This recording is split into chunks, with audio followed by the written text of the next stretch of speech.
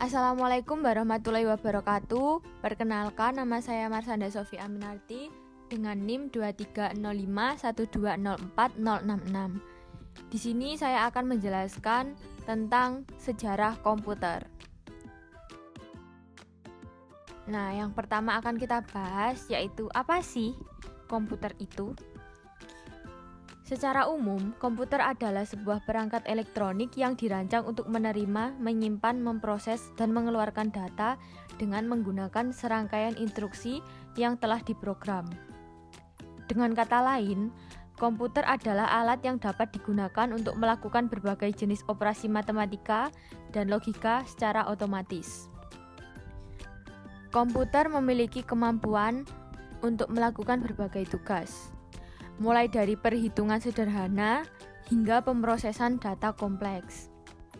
Ini adalah alat serbaguna yang digunakan dalam berbagai bidang, termasuk bisnis, pendidikan, ilmu pengetahuan, teknologi, hiburan, dan lain-lain.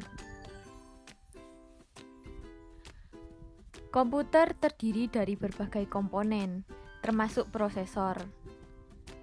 Ada CPU, Central Processing Unit, memori, RAM, Random Access Memory, media penyimpanan seperti hard drive atau SSD, motherboard, perangkat input seperti keyboard dan mouse, dan perangkat output seperti layar, monitor, dan printer. Selanjutnya, kita akan membahas bagaimana sih awal mula terbentuknya komputer. Jadi, komputer pertama kali ditemukan pada tahun 1822 oleh seorang ahli matematika asal Inggris bernama Charles Babbage. Mulanya, Babbage bermaksud untuk menciptakan sebuah mesin hitung bertenaga uap yang dapat menghitung tabel angka mesin tersebut.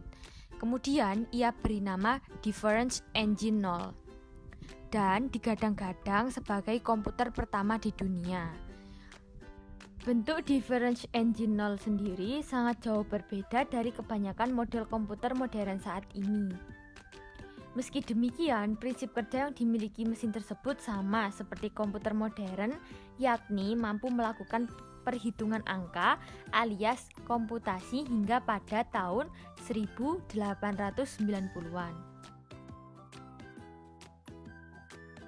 Nah, selanjutnya kita akan membahas inspirasi yang menjadikan sebab lahirnya sebuah komputer. Yang pertama, lahirnya alat sempoa. Melakukan perhitungan pada sempoa melibatkan manipulasi manik-manik sesuai dengan operasi yang diinginkan. Mirip dengan bagaimana komputer memanipulasi data di bit dan byte. Kalkulator roda numerik. Kalkulator ini memiliki 8 roda putar bergerigi, fungsinya sebagai pengolah angka. Selanjutnya ada mesin analitik. Mesin analitik adalah rancangan revolusioner Charles Babbage, seorang matematikawan Inggris pada tahun 1837. Meskipun tidak sepenuhnya berjalan, mesin ini diakui sebagai prototipe komputer modern karena konsepnya yang visioner dan kompleks. Dan yang terakhir ada mesin tik. Mesin tik memiliki peran tidak langsung namun signifikan dalam sejarah komputer. Ia membuka jalan bagi teknologi input data, mendorong kebutuhan pengelolaan informasi yang efisien, dan menginspirasi desain antarmuka pengguna awal. Selanjutnya kita akan membahas tentang perkembangan komputer. Jadi perkembangan komputer itu dibagi menjadi 5 generasi. Generasi pertama dimulai dari tahun 1945 sampai 1955. Generasi kedua dimulai dari tahun 1955 sampai dengan 1965.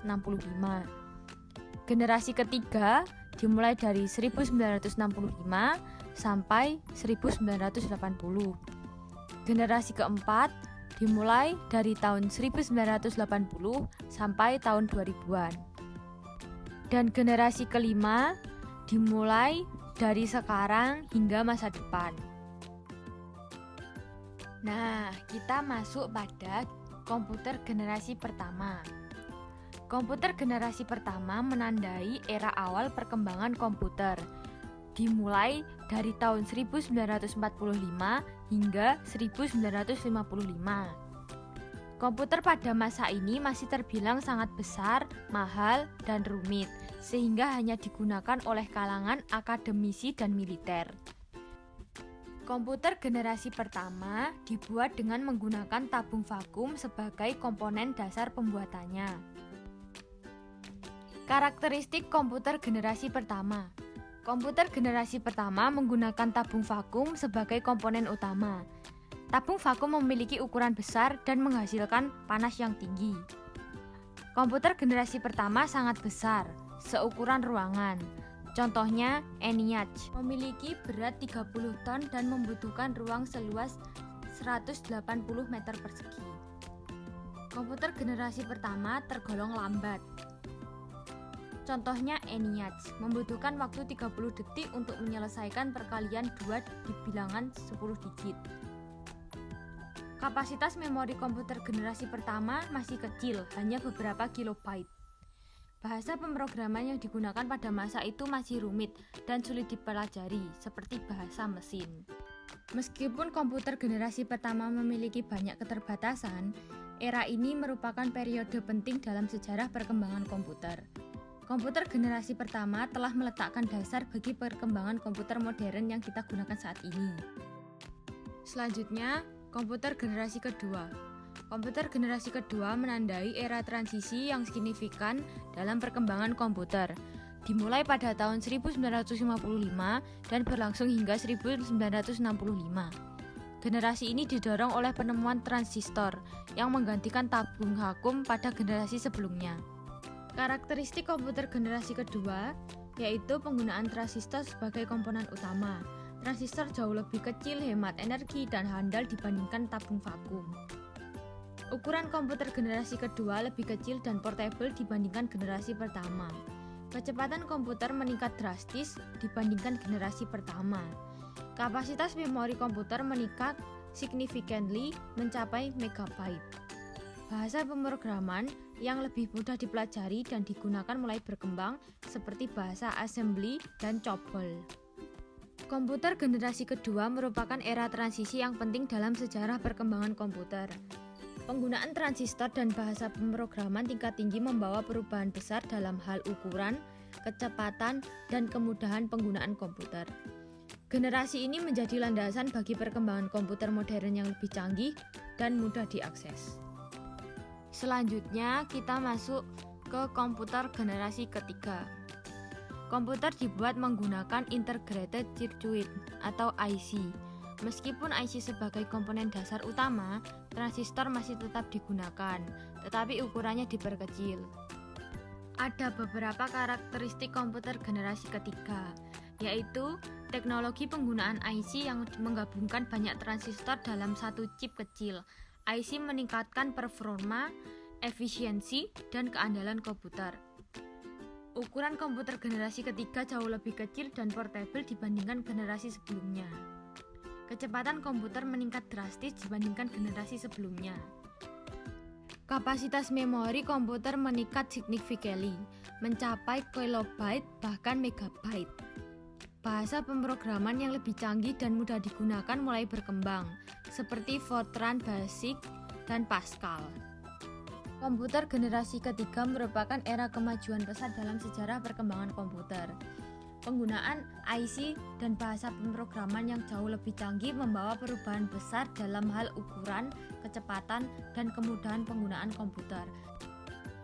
Generasi ketiga juga ditandai dengan munculnya mini komputer seperti DEC PDP 8 yang lebih kecil dan murah dibandingkan mainframe tradisional. Perkembangan time sharing memungkinkan banyak pengguna untuk mengakses komputer secara bersamaan. Perkembangan jaringan komputer mulai terlihat seperti ARPANET, cikal bakal internet.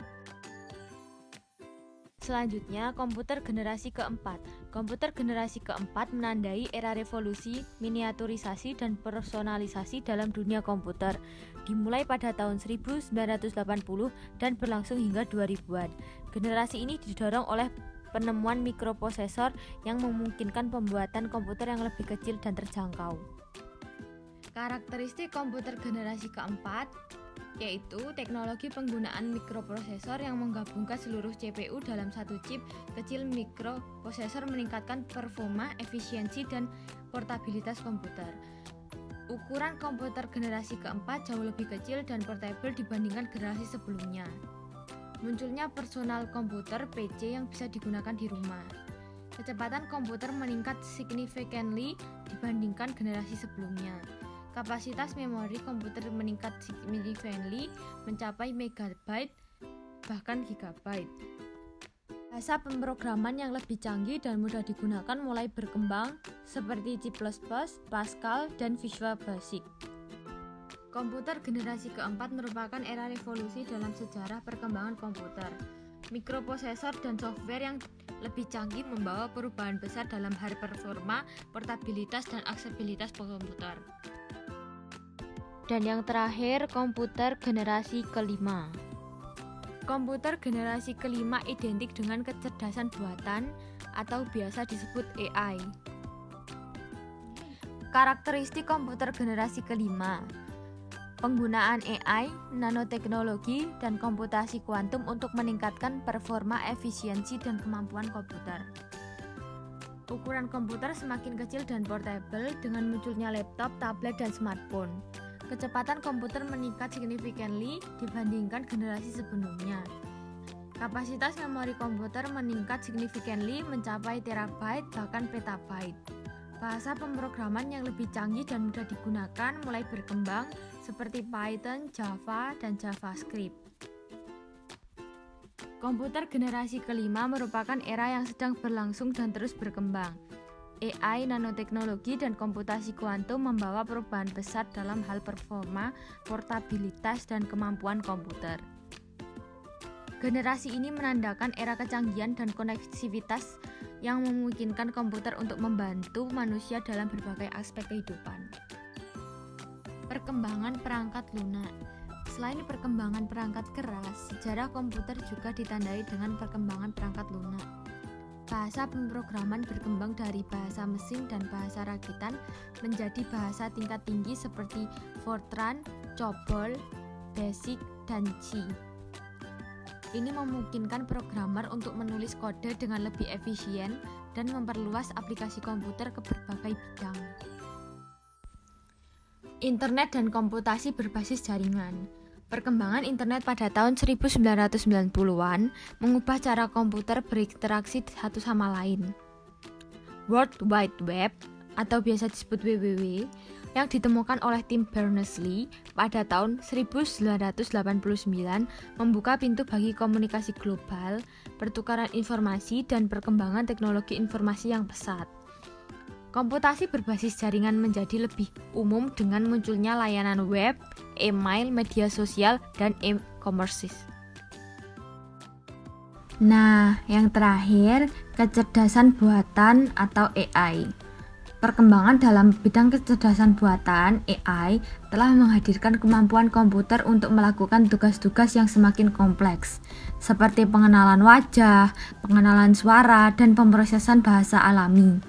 Sementara itu, komputasi kuantum menjanjikan kemampuan komputasi yang jauh lebih kuat daripada komputer klasik saat ini, dengan potensi untuk mengatasi masalah-masalah yang tidak dapat diselesaikan dengan cepat oleh komputer konvensional. Sejarah komputer merupakan perjalanan yang menakjubkan dari konsep awal hingga teknologi canggih yang kita nikmati saat ini. Teknologi mobile dan cloud computing kemudian memperluas kemampuan komputer dengan memungkinkan akses tanpa batas waktu dan tempat. Saat ini, kita menyaksikan perkembangan yang menarik dalam kecerdasan buatan atau biasa disebut AI dan komputasi kuantum membawa potensi baru dalam komputasi. Sejarah komputer adalah cerita tentang inovasi yang tak henti-hentinya, yang telah mengubah cara kita bekerja, belajar, dan hidup sehari-hari.